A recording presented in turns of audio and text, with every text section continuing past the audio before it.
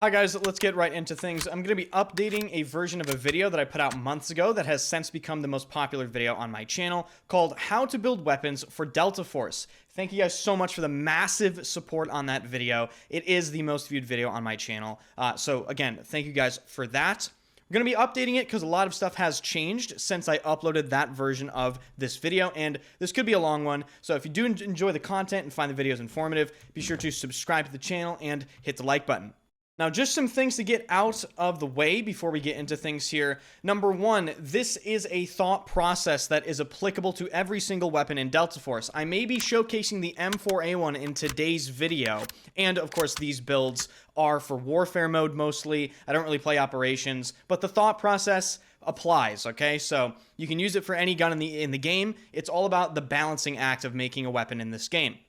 Some things about the build codes. Since I made the last version of this video, Delta Force Mobile has released. Now, I asked my viewers and they told me the PC weapon codes do work for the mobile version of the game, but some people are reporting that mobile versions of the same weapons have different stats. So I'm going to be providing you PC codes here that should work for Delta Force Mobile, but please keep in mind, I am not sure if the PC codes will be as good on mobile, okay? They should be just fine, but people are telling me there are weird little stat differences that may or may not be a bug. Now, if you're wondering how to use weapon codes, once again, they will be in the description. You're going to want to come in here, go to Modify, go to Loadout, go to Import Loadout, paste the code here, hit the magnifying glass, and if your weapon is high enough level with all the correct attachments unlocked, you should be able to paste the code and copy this build, and that is it. You don't have to do anything at all. Before I get into the actual thought process of building a weapon, I want to talk about some things that did change since the last version of this video that I uploaded a couple months ago.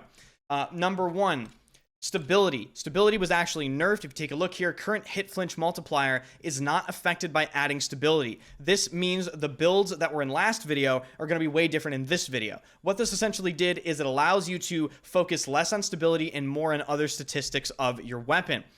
Now, we're going to get into what you should be doing when you're trying to build a weapon in this game. Now, for the purposes of this video, I will be using the M4A1 as my test dummy weapon. I am not saying that this is the best M4A1 build in the game. I saw some comments on my last video saying, oh, Ender's builds absolutely suck. Why would you ever use them? Well, that's the beauty of this. You don't have to use them, right? I'm just, trying to give a general thought process. Now, when you come in and look at weapons, you're going to want to do one thing first. You're going to want to go into Loadout and then go into Details and then go into Control. Reason being, in order to understand what you have to do to customize your weapon, you're going to have to understand the recoil pattern. Recoil patterns are different for every single weapon in the game, and they can tell you what attachments you need to put on your weapon in order to make it better. For instance, the M4A1 has a bit of a S recoil pattern, which means it heavily suggests that horizontal recoil controlling attachments could be very useful if you're going to slap those on this gun, because it will soften out the bends in the S, as you can see in the right recoil pattern, which is showing how it currently is with all the attachments equipped. Let's get into building this M4A1. I'm going to be going over all the calibrations and explaining why I attach what I am attaching. Once again, this is not the best M4A1 build in the entire game. You can choose to tailor it to your needs, whether you want more handling or more control, more stability, whatever you want. So we are going to completely remove everything. There it is. So what do? I like to equip the sight I'm going to use first. Now, you might have noticed I had a riser on the weapon. I will explain that. So, during testing, if you actually equip just a single riser, you can technically get one more handling for the cost of 0.03 weapon firing stability, which is found in Control. If you look here, Control, as you can see, it makes firing stability worse if you equip a riser, but like I said, it will not matter in the end, okay? So I'm going to equip the multi-purpose tactical riser for this very reason. You can also optionally equip the micro sight riser if the front sight is, I guess, not as tall, but I like this riser because if you notice, you can equip a laser which frees up a tactical slot on your barrel, so you can equip control or accuracy or handling, whatever patch you want to put on there. So I'm going to put a riser on there, and then I'm going to select my sight of choice. Doesn't really matter. Let's go ahead and select a sight. Now, this is going to be our first calibration.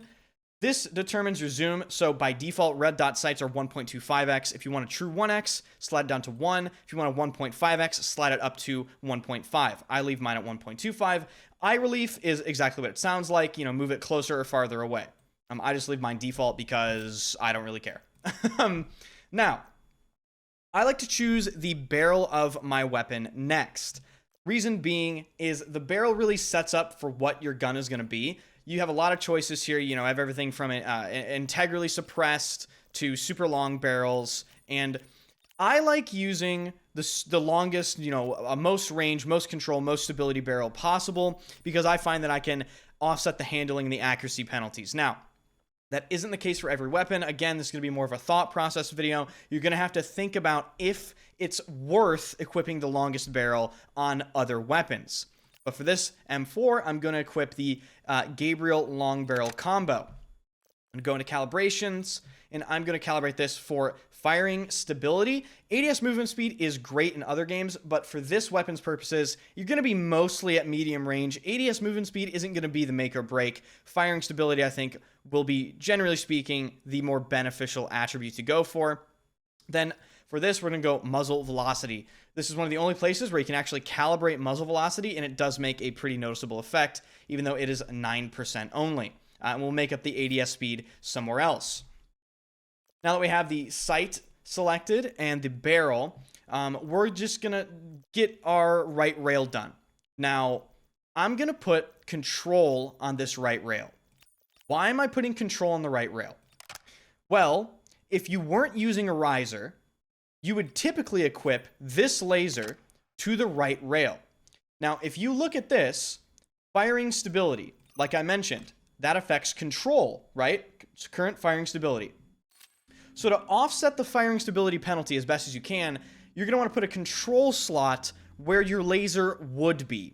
And then for the rest of your patches, at least for this build, could vary on other builds, I'm going to put handling patches. Okay? So everywhere you can put a handling patch, go ahead and put a handling patch right there. And periodically when you're going through the build, you're going to want to check on what's actually happening. So come in here, take a look at the recoil pattern, take a look at the handling, take a look at the stability, all that sort of stuff. And I will explain further down the line what some more specific things are going on with stability and firing stability and the camera recoil and all that sort of stuff. But we'll talk about that when we get there. The next thing I like to do is choose my magazine for the weapon I'm going to be using. I find the drum magazine doesn't really fit my playstyle, and neither does the AR 60 round magazine. I tend to like the 45 round magazine on the M4 because I think it's a happy medium. So I'm going to equip that, and make sure you equip your magazine assist for 1 free handling. Now what I'm going to do is I'm going to just, check if I didn't miss any calibrations and check around, see what I have left. Okay, we need a foregrip, we need a muzzle. Need we're not going to use a bipod for this weapon. And just a reminder, these are for warfare more specifically rather than operations. So we're going to come in here, we're going to go look at the stock and the rear grip. Now you might notice, okay, the M4A1 has a stock kit. These stock kits, in my experience, are not worth it for the M4A1 because if you look, it actually replaces both your grip and your stock, but it only gives you 1 calibration. Whereas if you equip a grip and a stock separately, you have 2 separate attachments with 2 separate calibrations, which I find to be a lot more useful than just equipping a stock kit. For your rear grip, we're going to want to try to offset some of the handling penalties. So I'm going to use the Phantom rear grip, equip that, come in here, and we're going to calibrate that for extra control. Reason being is extra control is a constant benefit to your weapon. It just reduces recoil, basically. Improves firing stability, all that sort of stuff. And aiming stability while breathing, well, it's a good stat. It's not like a constant benefit. It's kind of a specific situational benefit. You should be breathing while you're shooting, but in general, the extra control is going to help you better, or more often. Then we're also going to be using stability when moving. This is an extremely important stat in this game. Stability when moving is fantastic, and it will help you win a lot of different gunfights just by keeping everything, well, stable. For the stock, for this build, I'm going to be using the UR Spec Ops Tactical Stock. Reason being, it just is, again, like a happy medium. The build that I went for this weapon is I really try to balance everything, and I'll really show you that with the grip selection. And the grip selection for this M4A1 build in particular means you can make this M4 pretty much anything you want, but I'll talk about that more when I get to the grip. We're going to be using the UR Spec Ops Tactical Stock. Going to calibrate that this time for extra control and then ADS speed. Reason being is we got a little firing stability somewhere else, and I would like to keep the build as balanced as possible, so I'm going to use ADS speed for this. Now, what does that leave? That leaves us with a foregrip and a muzzle to choose from. We'll do the muzzle because it's easier to explain. Again, check how your weapon is doing. So come in here. Okay, that's a pretty nasty S-bend. So one of the best places to deal, what the hell? One of the last places to deal with that S-bend is come in here and equip the Bastion Horizontal Compensator. This stat, horizontal firing camera stability, and also horizontal firing stability, these are some of the most important stats in the entire game. This will reduce your horizontal shake, the visual recoil, if you will, of just shooting the weapon, and it makes a massive difference to the recoil pattern. As you can see, this recoil pattern compared to this one with the Bastion equipped is significantly smoother through the bends, which just makes the weapon a joy to shoot compared to how it was before. So with all that being said and done, now we come to the grip, and this is where you have to make some decisions. So if we're gonna come in here and look at this, we have good control. You know, if I go and shoot the weapon, even without a grip, you know, I might not even need a grip, but I can have a control grip on here. I can have a handling grip. I can have a vertical recoil specific grip. But let's take a look at the other things. Recoil is great even without a grip. Handling it needs some work, so we could equip a handling grip. Stability's fine. I want to explain some things regarding stability for a second here. You do want to be breathing while shooting. In general, you know, 20 seconds of hold breath duration. Let's say we didn't have any stability. That's completely fine. The odds that you're going to be standing there, breathing, shooting an M4 for 20 seconds in a row without dying, that's pretty unlikely. Current hold breath, recoil reduction multiplier, that's great. So when we hold our breath, we get 0.83x recoil reduction. That's fantastic from stability. As I mentioned before, stability no longer affects current hit flinch multiplier, which is pretty sad. And then, of course, movement stability is super important. And lens stability while firing is also a super important stat. So even with 4 stability, we have massive benefits to the weapon. So not really looking to improve or reduce stability here. Just kind of want to keep it the same. So looking at the grip, I don't want to equip anything for this build that destroys my stability. Now, when it comes to accuracy is kind of misunderstood in this game. Accuracy does not affect your aim down sight accuracy. You could have 0 accuracy and beam people across the map in this game. Accuracy affects your hip fire accuracy. It matters for other weapons more than others, really. The M4, you know, let's just see how the hip fire is. You know, it's not great, so maybe we can find a grip that kind of does everything for us. And for this build, I messed with a ton of things. I like the competition hand stop because it gives us our handling, makes our hip fire great, only for a very slight penalty in control. And if we come in here and calibrate this, we can just get our stability when moving, you know, up even more, and then we can actually get even more ADS speed. Or optionally, you can go for more control. So this is where you have even more option in the build. Now, I went for ADS speed, and what this makes is just an M4 that does everything. Look at how good the hip fire is. You know? Recoil's great. If we want to look at the specific stats here for handling and stability and all that, recoil is totally fine, not a problem for me to manage. Handling's actually really good. Stability's totally fine, and accuracy is much better than it was. So this is kind of a jack of all trades M4. If you don't want to use the competition hand stop, some other great options you could mess with are, let's see. You could try the resonant ergonomic grip. That is going to give you a penalty to horizontal control, though.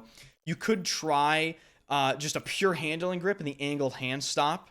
You could try just a grip with no downsides, like the Phase Combat Foregrip. You could try let's say, folding grip if you want even more stability. Or for people that hate recoil in general, you could try the X25U angled combat grip and then, you know, calibrate it for recoil. And let's say you're not an aggressive player, you don't really rush that much, you don't really need that much handling. This is a good option for you. So your grip slot, in my opinion, is going to be the slot where you have a little wiggle room to play with things here. But I like the competition hand stop for this weapon. You know, you can change it to your liking. And this is the final build.